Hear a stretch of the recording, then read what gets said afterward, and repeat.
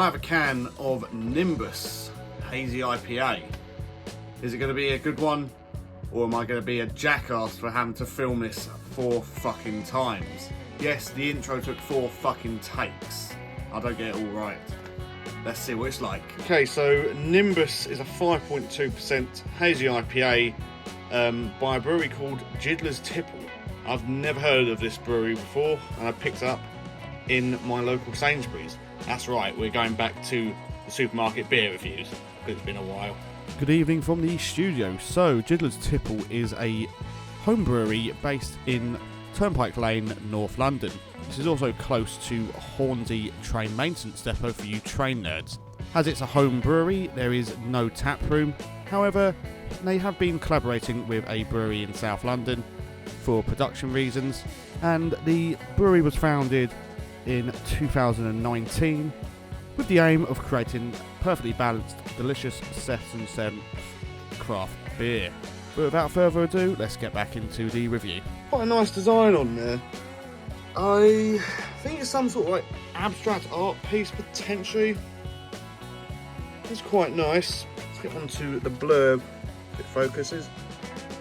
Maybe present to you Nimbus, a celestial brew that soars to new heights and flavour and aroma. This fruitalicious medley of New Zealand and American hops has gone through enough juice to quench even the thirstiest of thirsts. We'll see about that.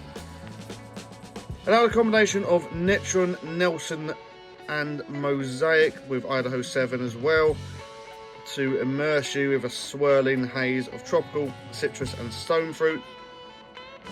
Every sip of Nimbus is like a journey through the heavens.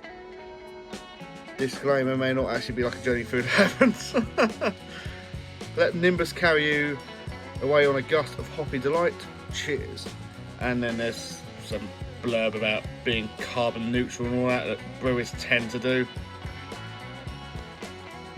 But yeah, I mean, sounds promising. Hopefully it is. Let's get into the review. Okay, so you might notice something a little bit different about the backdrop.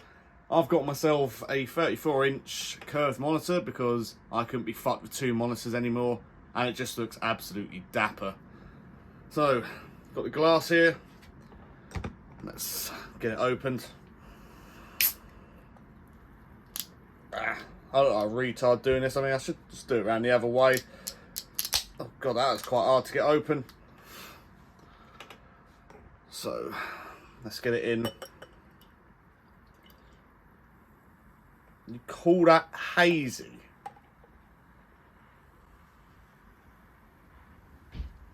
This is more like an amber ale.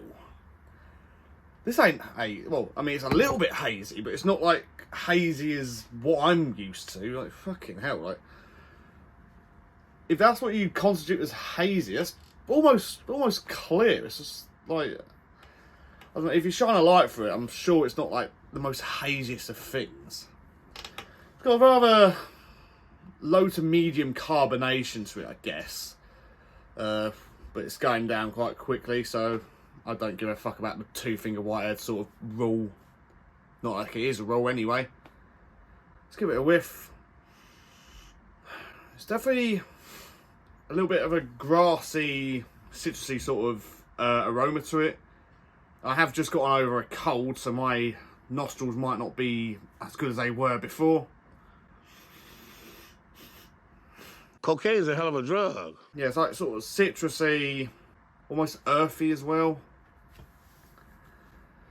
And I don't know what else I can really get from that. But the most important thing is the taste, so let's get it down the hatch.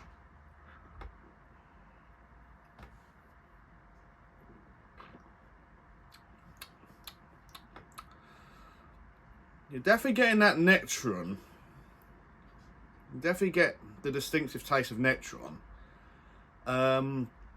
Maybe a bit of stone fruit, sort of grapey taste from the Nelson as well. That's not that offensive, to be fair, but I don't know. It's just not.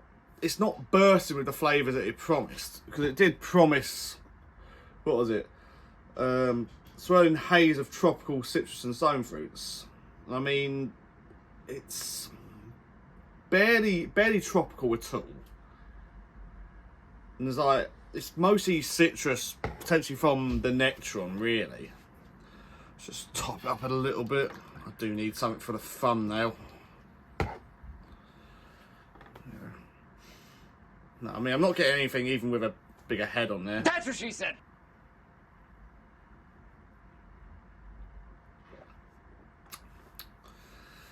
It's an interesting one because it'd be good for something to like sort of start your session off before you get into like sort of big flavour beers and all that. But I'm not really getting that much in terms of flavour. And there is a slight bitterness at the end as well, which is to be expected. But it's overall fairly disappointing. But when you've got a mix of different hops in there, you never know what you're actually going to get. You never know what is going to come through that door. Despite the blurb saying that it's meant to be tropical stone fruits, citrus and all that. I don't think there's that much else I can really get from it, really.